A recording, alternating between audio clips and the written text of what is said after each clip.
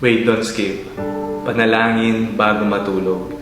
Sa ngalan ng Ama, ng Anak, at ng Espiritu Santo. Amen.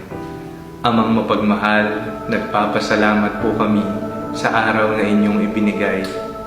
Panginoon, patawarin niyo po kami sa lahat ng aming pagkakasala. At kami nangangako na magbabagong buhay kasama ninyo at sa tulong ng iyong biyaya. Panginoon, pinagdarasal ko po ang aking mga mahal sa buhay, ang aking pamilya, ang aking mga magulang at kapatid, mga kaibigan.